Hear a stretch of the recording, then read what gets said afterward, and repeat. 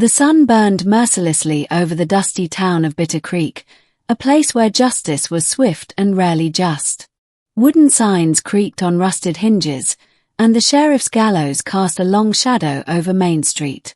A crowd had gathered, not for a festival, not for a wedding, but for an execution. They called her the widow. No one knew her real name.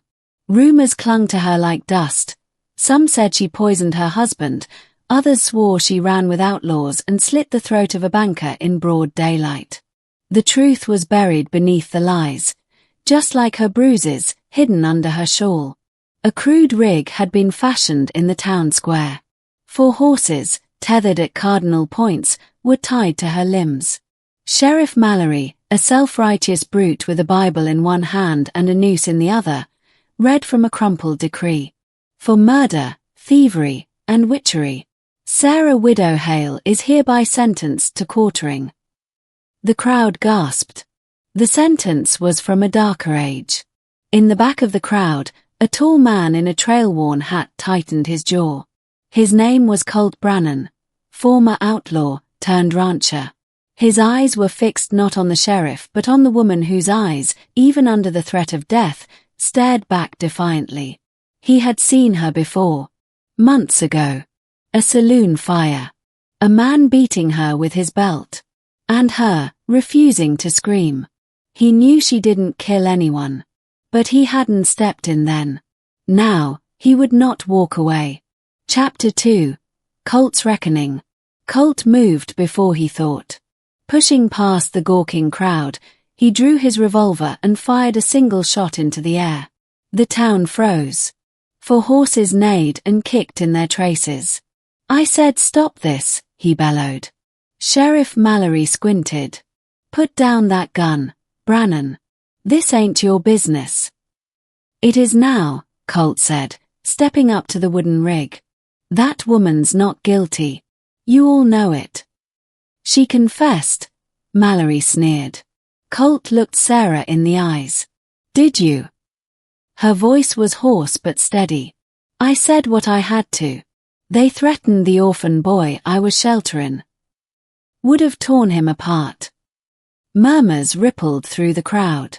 Colt turned back to Mallory. "You want blood, take mine. But let her go." The sheriff narrowed his eyes. "You'd die for her." Colt didn't blink. "I'd kill for her." The air thickened like summer thunder. Mallory gestured, and deputies raised their rifles. But the townfolk hesitated.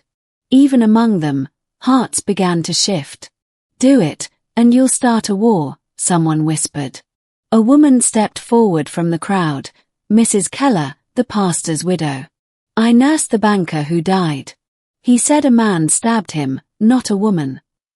Sheriff Mallory's face went pale. "Untie her," Colt growled. And someone did. Chapter 3. Sanctuary. They rode hard into the hills, Colt and Sarah, the dust of Bitter Creek far behind them. At his ranch, nestled in a canyon of cottonwoods, he let her rest. She slept for 2 days. On the 3rd, she woke and tried to leave. "I ain't safe here," she said, gathering her things. "You'll lose everything." Colt stood in the doorway, arms crossed. "Then it's worth losing." Sarah shook her head. "Why? You don't even know me." "I know enough. I saw you take a beating you didn't deserve. I saw you feed hungry kids behind the saloon. I saw you tied to die, and still not beg." Tears welled in her eyes. "That don't make me clean." "No," Colt said gently. "But it makes you worth savin'." She stayed. Chapter 4. Hearts and Hauntings. Months passed. They worked the ranch side by side, mending fences, raising chickens, tending the wild horses Colt gentled with a whisper and a firm hand. Sarah's bruises faded, but some wounds stayed hidden. At night, she would flinch at the sound of creaking wood. Sometimes she woke crying, whispering names Colt didn't recognize. He never asked. Instead, he left chamomile tea by her bedside, fixed the roof she couldn't reach, and built her a rocking chair for the porch. And slowly, she opened. "I was a preacher's daughter," she told him one evening as cicadas hummed in the dusk. "Mama died birthing my sister. Pa raised us with scripture and fists. Said pain was God's lesson." Colt looked away, jaw clenched. "I ran at 16. Married the first man who didn't hit me until he did." Colt finally said, "You don't owe me stories, Sarah. But I want you to know why I flinch when you raise your voice. Why I don't sleep easy." He nodded. "And I want you to know, I'd burn the world to keep you safe." Chapter 5. Return to Bitter Creek. Peace never lasted long in the West. One morning, a rider came fast from town. Mallory was dead. His son, a crueler version of his father, had sworn vengeance. "They're coming, Colt," the rider warned. "Said they'd hang the witch and burn your ranch down." Colt strapped on his gun belt. "Let them try." But Sarah stepped forward. "No, no." Colt frowned. "I'm tired of running. Tired of being hunted. If we run now, they'll chase us forever.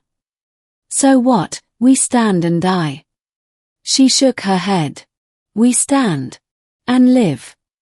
That night, they rode into Bitter Creek, together. Chapter 6. Fire and Blood. They arrived under cover of darkness. Sarah wore white, not as a bride, but as a ghost reborn. Colt rode beside her, pistol on his hip, fire in his eyes. They stood in the square, under the gallows. The new sheriff, a boy named Jeb Mallory, with more anger than wisdom, stepped out of the saloon with a half-dozen men behind him. Well, he sneered. "The witch and her mutt come home." Colt stepped forward. "You want to talk to me." Jeb spat. "I want blood." Then Sarah spoke. "You want justice. Here I am. But know this, you kill me, and every woman you've hurt, every soul your father wronged, will rise in memory. You'll never rule this town by fear again." Jeb laughed, and drew. Colt was faster. The shot echoed like thunder. Jeb fell, stunned. Colt's bullet had grazed his gun hand, shattering bone. "You ain't din today," Colt said coldly. "But you'll leave Bitter Creek. You and your poison." By morning, the townsfolk gathered, not to punish, but to apologize. One by one, hands were offered, debts repaid. Sarah didn't smile. But she stood tall. She was free. Chapter 7. Chains and Vows. Spring came, painting the canyon in green. On a hill overlooking the ranch, Colt carved a bench. Sarah joined him there every evening, her hand in his.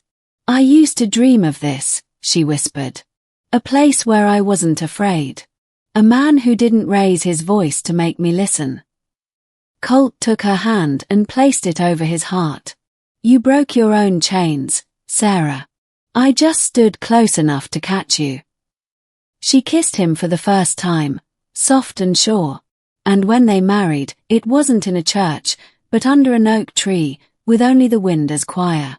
The end. Let me know if you'd like a Swedish or Norwegian translation of the title or story, or if you'd like a sequel.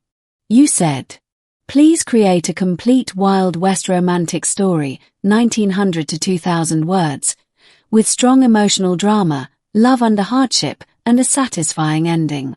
The setting should be a dusty frontier town with elements of danger, loyalty, and redemption. The story must be written like a book with a proper beginning, middle, and end. Include a cowboy or outlaw and a strong but wounded woman. Title suggestion. They tied her to be quartered, he broke the chains instead. ChatGPT said. Updated saved memory. Certainly. Here is your complete Wild West romantic story.